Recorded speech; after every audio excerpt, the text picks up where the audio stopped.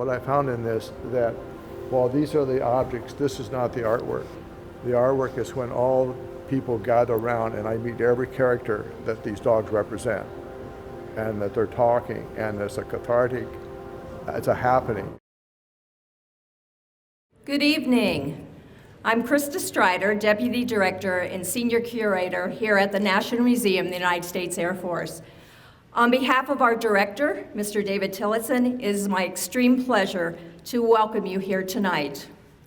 The National Museum of the United States Air Force is pleased to present Canine Warriors, Courage and Sacrifice, Always Beside You. We are delighted to have you here to share in the opening of this special exhibition. At this time, I would like to recognize some special guests in our audience. Please hold your applause to the end of the introductions.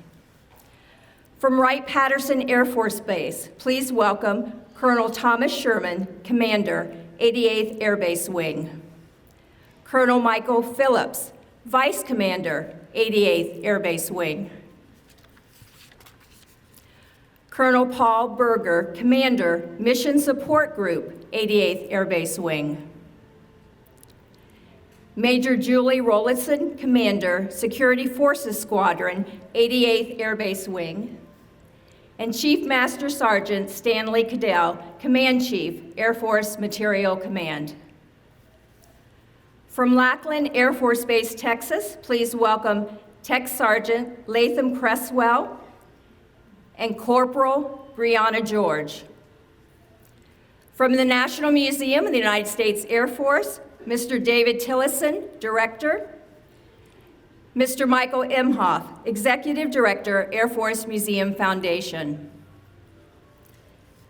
From the Mott's Military Museum, who recently dedicated a Vietnam War Dog Memorial, we have Mr. Tom King and Mr. Ed Reeves, both dog handlers during the Vietnam War. With special recognition to canine handlers and their partners, Master Sergeant William Riney, Kennel Master, Technical Sergeant Sharif DeLarge with Military Working Dog Olaf, retired. Staff Sergeant Mason with Military Working Dog Count. Staff Sergeant Bates. Staff Sergeant Robertson. Staff Sergeant Freeman. Staff Sergeant Toperwine. Retired Staff Sergeant Jason Boss. Senior Airman Gonzalez. Senior Airman Bachman. Officer James Pennington, Dayton International Airport, with Canine Con. Sergeant Ted Priest, Dayton International Airport, with Canine Gunner. Officer Rod Myers, City of Fairborn, with Canine Nico. Officer Corey Sechrist, City of Huber Heights, with Canine Eddie. Officer Michael Reckner, City of Huber Heights, with Canine Adu. And Officer Jerry Harris, Veterans Affairs, with Canine Cochina. Please join me in welcoming our special guests.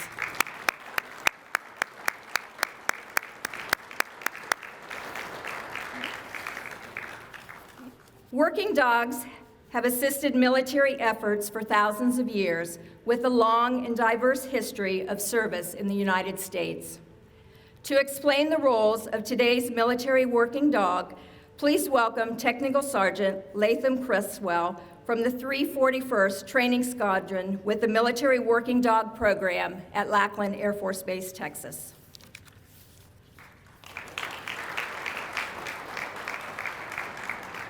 Good evening. I'm Technical Sergeant Cresswell, and I'm with the 341st Training Squadron at San Antonio, Texas. I gotta say, it is very cold here compared to San Antonio. Bring your cold weather gear everywhere you go. So for the military working dog program that we do at the 341st, our main mission is to provide military working dogs and handlers to the Department of Defense. That means we're sending these dogs out not only to the Navy, the Marines, the Air Force, but also the Army. We also have civilians that come through our course, which, why am I here today? I actually teach over at the 341st. I'm an instructor for the students there. Usually we have about 12. I actually see a few of my students in the back.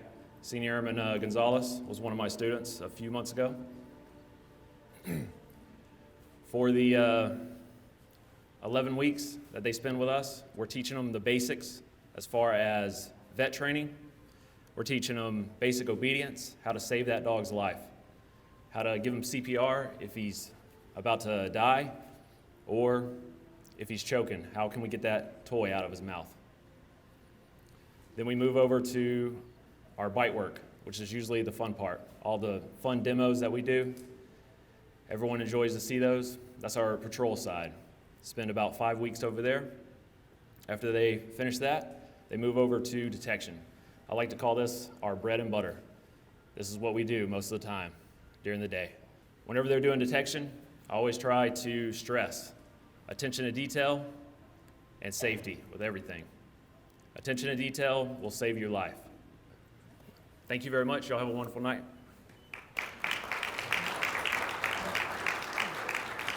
Thank you, Sergeant Cresswell.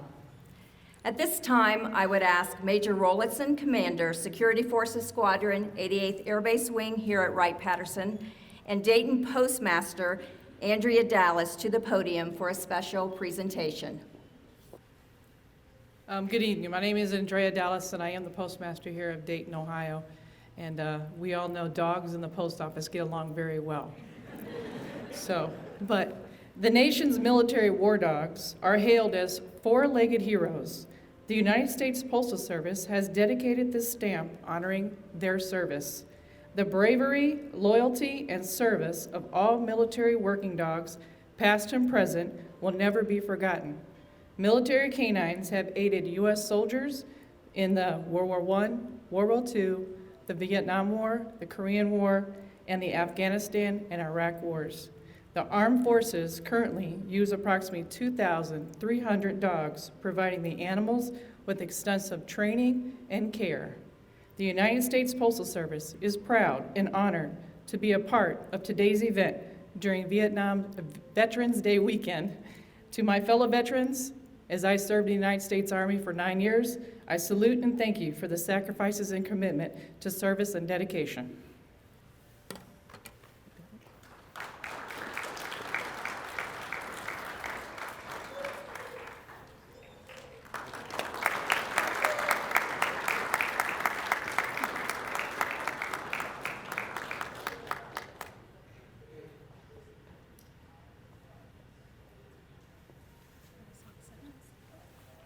Good evening. I'm Major Julie Rollison, the commander of the 88th Security Forces Squadron.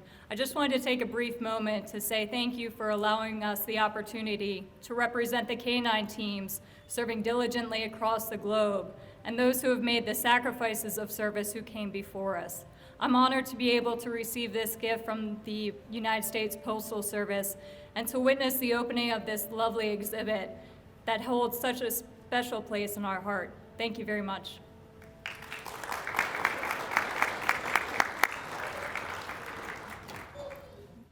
Thank you, Major Rollitzen and Ms. Dallas. Ladies and gentlemen, it is my privilege to introduce the talented artist who created this amazing exhibit and our very special guest of honor, Mr. James Mellick, joined here this evening by family and friends.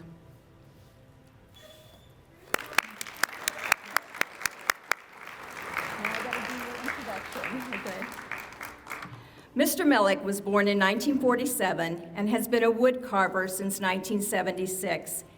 He began telling stories through dogs in 1985.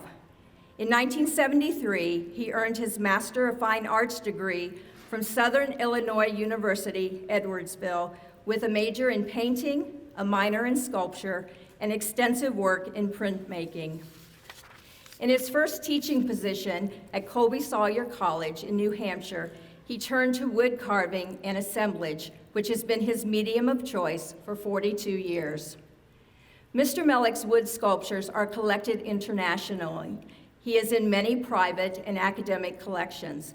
As a recent nominee for the Governor's Award in Ohio, he is recognized as a Master Ohio Craftsman.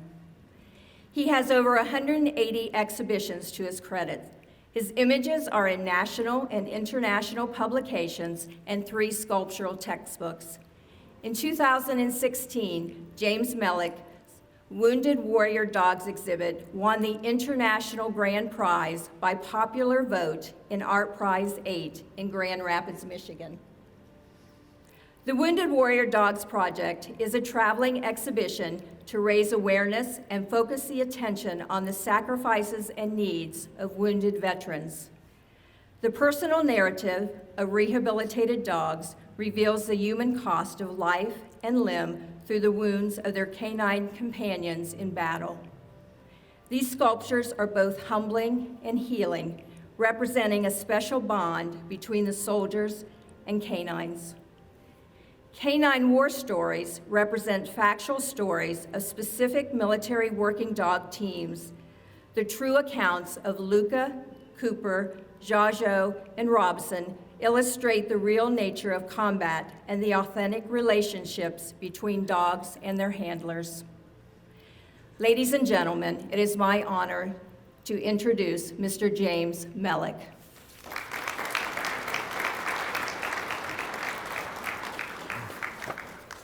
I was listening to the resume, and I think a lot of that you could probably just throw out, and the real important part of that resume has happened within the last 5 years, as evidence here before you.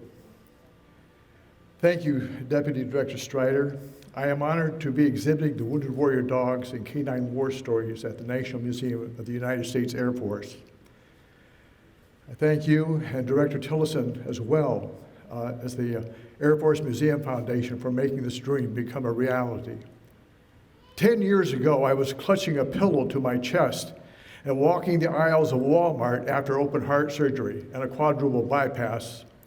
I stand here in overtime, in bonus time, in the end zone, by the grace and mercy of God and the support of a wonderful wife, family, and friends. When I started carving dogs in 1985 to tell stories about humans and our events, little did I know that I was in preparation for an event such as this. When Marsh and I took my first 3 Wounded Warrior dogs to the 2015 Vietnam Dog Handlers reunion in Nashville and put them on a folding table in the lobby of a hotel, we had no idea that it would lead to an evening such as this. We have all experienced the good and the bad of life-changing events. For the men in the audience, we know that those experiences, along with age, make it easier for tears to come to our eyes. It can be embarrassing, but don't fight it. It's called compassion. In 1985, there was no place to go but up. In 1980, my mother died of cancer. In 1981, I lost a college teaching position. In 1983, my closest brother died of a rare stomach cancer, and my father died from the complications of Parkinson's disease in 1984. I was a mess, a drastically pruned tree, resolved to survive by focusing on my art and the love of my family. I was humbled and broken, and there was no place to go but up. Artistically, the 1980s were a renaissance for me. Though most artists will not admit it, art sales were great under President Reagan's economy. But that activity could not get rid of the loss and the sadness that I carry with me to this day. It was at this time that my life was beginning to go to the dogs. I saw the dog as mankind's totem animal, a parallel to self, who reflected the good and the bad behaviors in its close ties to humanity. Emily Dickinson said, "Dogs are better than human beings because they know but do not tell." Our dogs have the goods on us, and they might tell if they could talk. Our closeness to our four-legged companions makes it easy for us to personally personify them with human meaning and traits.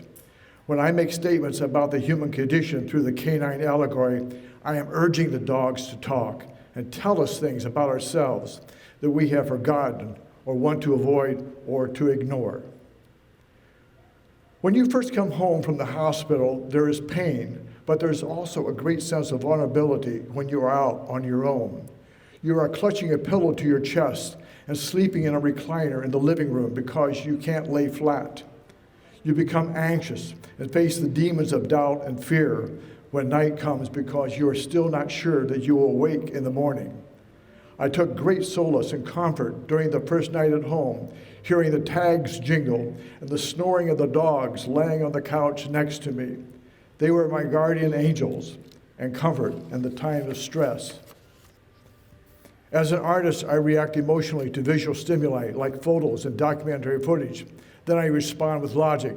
One particular situation that weighed heavily on my conscience for years was the contrast between the volunteer soldier who feels the call of duty and sacrifices life, limb, and sanity on my behalf, half a world away. And me, I am a complacent, insulated civilian who prospers and lives a life unaffected by the actual daily business of war that the soldiers face and the advances they secure with their lifeblood. Young men and women return home with grave multiple injuries and amputations that would have been fatal in previous wars. But now they live on thanks to effective triage in the field, vastly improved medical technology, and better trauma care. The consequences of these improvements means that more wounded veterans survive, and therefore more individuals have to cope with figuring out how to surmount the challenges of extraordinary injuries in everyday life. The wages of war on mental health are even more severe and hardly met with the services in play. One suicide prevention initiative, Mission22.org, currently estimates that 22 veterans kill themselves each day. Then there's the physical witness, streams of images and documentaries about the young veterans trying to live with severe permanent injuries, moving about on mechanical extensions where bone and flesh used to be. All this impacted me in a way I could no longer ignore. It was time to call in the dogs and tell the story through the Wounded Warrior Dogs Project. Every artist dreams of making work that is recognized, relevant, and rewarded. Art Prize is an open, independently organized international art competition that takes place for 19 days every other fall in Grand Rapids, Michigan, and attracts 400,000 visitors, making it the most attended public art event in the world.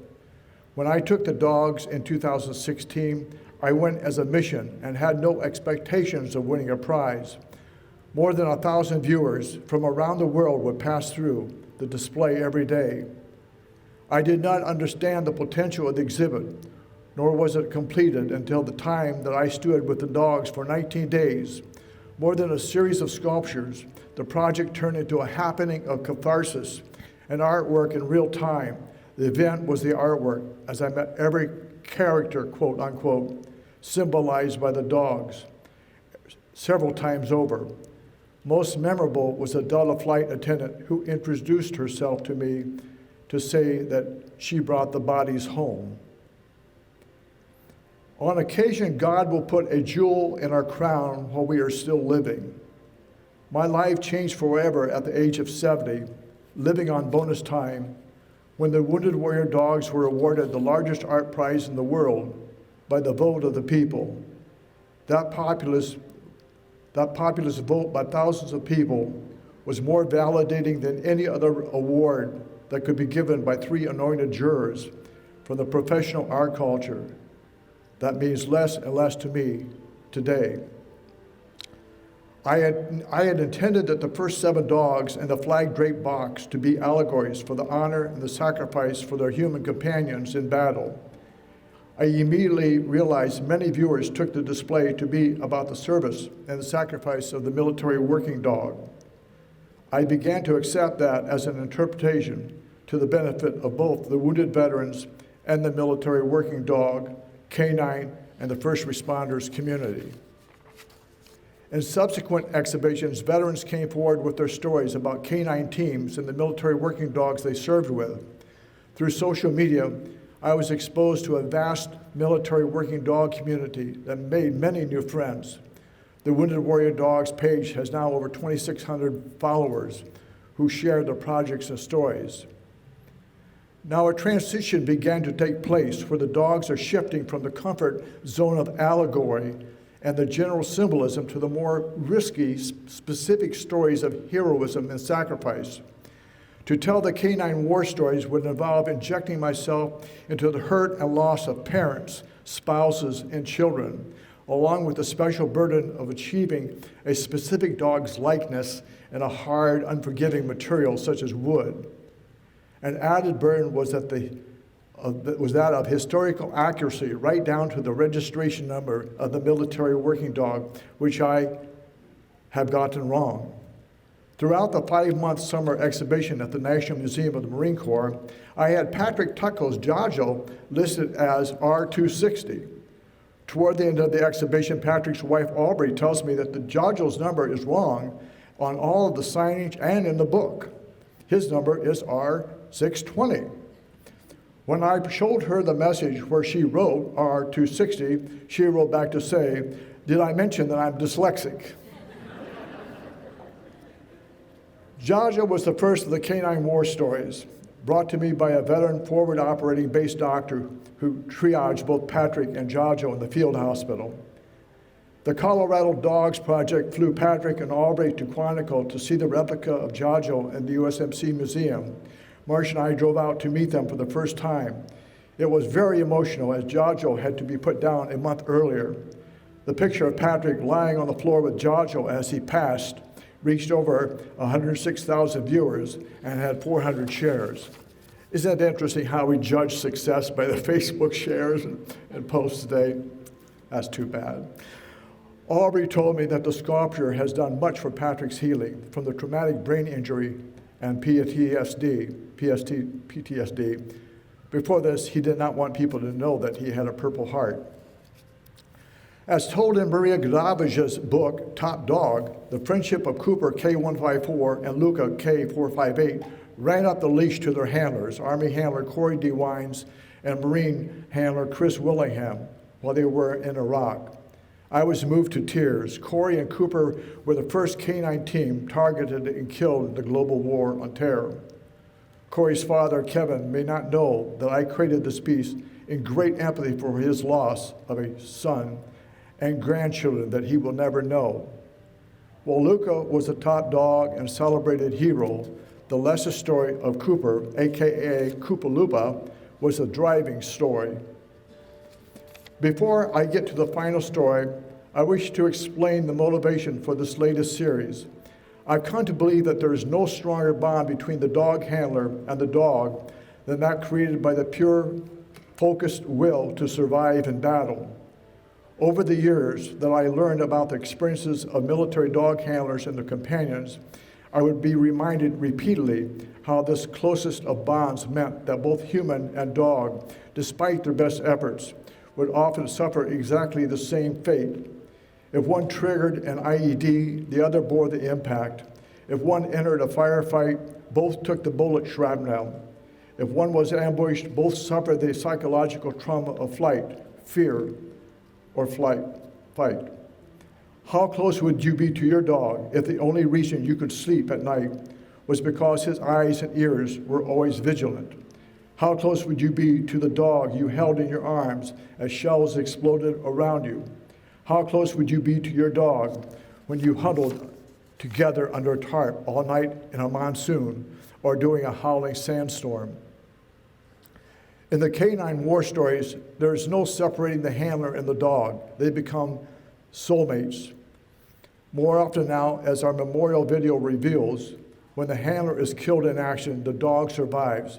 The dog is often retired to live with the handler's family, who sees the dog as the remaining connection to their lost son or daughter. Sadly, these dogs only live a few more years after retirement, and when these dogs are put down, it is like losing that loved one all over again. I did not know David Simpson any more than a Facebook follower and someone involved in the military working dog community. I was shocked when David's wife, Erin, posted on his page that he had ended his life. Early on, Many spouses have brought up the need to represent invisible injury of PTSD, and my problem was how to symbolize something that is invisible. In a general way, I represented it as two opposing spirits, the doves on the back of the dog titled Flashback. I felt like I had to do something more, and I learned more about David and Robson's teamwork in the military dog community. David left behind his wife, Erin, and 3 children, and this year, the last remaining vestige of David, Robson LO96, had to be put down. And I saw the grieving pictures of the children hugging Robbie before his final trip to the vet. We as individuals must find a way to intervene and reduce and stop veteran suicide. David is gone, and I can't show him his sculpture and talk about his problems. David sacrificed his mental health, and those who continue to suffer are his wife, children, and friends. I have no doubt that Robbie missed him greatly, as his latest sculpture will show. David is gone, Robbie is gone. Now the sculpture is for the healing of his wife, Erin, and the children. If my daughter could come up to read a letter, we have a letter that Frank Yavchuk, who is David's best friend, shared with me this morning by email, and it will kind of explain David's situation before we unveil the sculpture.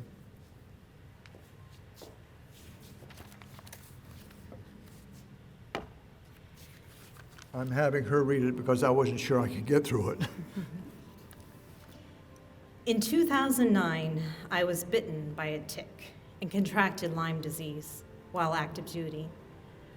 Shortly thereafter, I deployed to Iraq, where my joints started deteriorating. The Lyme disease, training, and abuse my body took during the 70-plus combat missions took a physical and mental toll.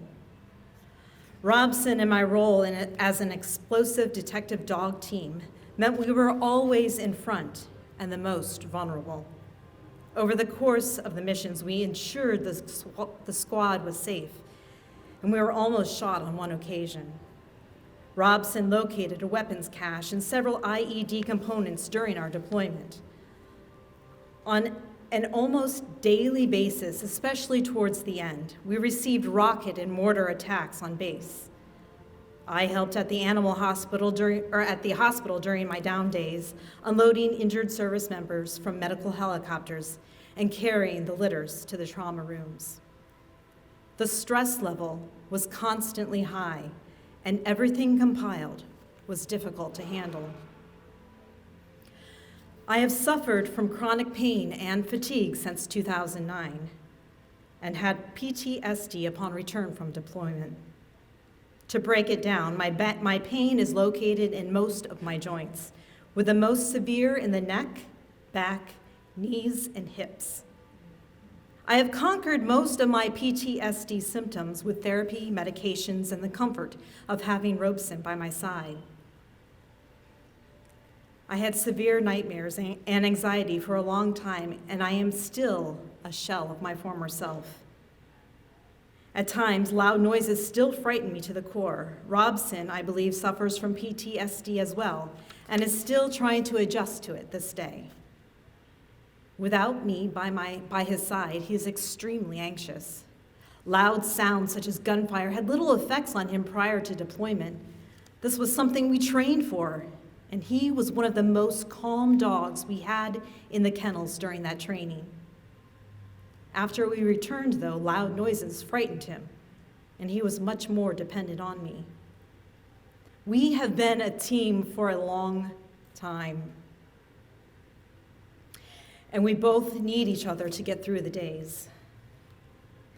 My psychiatrist wrote the letter, and I filed the information, and he is my certified service dog. Come to think of it, I should be certified as his service human. I accepted a 30% retirement from the military, which only encompassed 2 of my medical problems because I was tired of being in limbo with them. I am 100% service-connected with the VA, however, as the VA accepted all of my medical problems. I worked as a civilian for a civilian company for about 6 months after retiring, but physically I couldn't keep up. Daily living and just getting through the day is difficult enough. My wife is in nursing school, and I homeschool the kids. This is a huge challenge for me, but the benefit to our kids is more than worth it, and it gives me the motivation to push through my pain and my fatigue. I am currently on 8 different prescription medications for pain and depression. After arguing my case, the VA has finally agreed to let me try a medication which may eliminate the need for most, if not all, of the medications that I am on. The medication should be approved in a few months, which is when we can test it out. Frank, I have been through a lot and risked a lot, most of which I would like to forget, but I do not consider myself a hero. We did what we were trained to do, and anyone in my shoes would have done the same thing, to stay safe and to keep others safe. Robson and I were fortunate during our tour and came back in one piece, so to speak. My injuries are not missing limbs, scars from bullets or shrapnel, but instead my injuries are internal. They are what I refer to as invisible wounds. I would be honored to attend the Adopt a Soldier Platoon's salute event, but I do not think I am the best candidate. Please call me if you have any questions. And again, thank you. Very respectfully, David. At this time, I would ask members of the museum's Collection Management Division to join Mr. Mellick in unveiling Robson.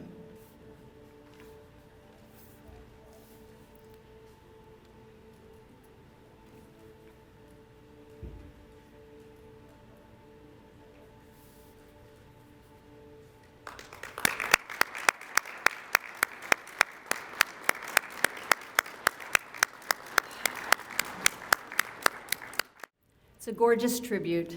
Thank you, Jim, for bringing the Canine Warriors to the National Museum of the United States Air Force. So I would like to point out some of the symbolism that's on Robson. Aaron did not want to celebrate with David's battle jacket, so Frank had a facsimile made, a very good, of David's jacket. I had the collar made with Robbie's name written on the collar. Notice that there's a leash on the dog, but there's no one at the other end of the leash. Notice Robbie's eye. And you know, I got this idea if you've had a dog and you know you're getting ready to go somewhere and you're wearing black perhaps, and a white, a yellow lab will climb on top of all your clothes and leave a bunch of hair, knowing that you're going somewhere and in time for you to roll it off again. But Robbie is laying on top of David's clothes, and the title of the piece is Waiting to Go.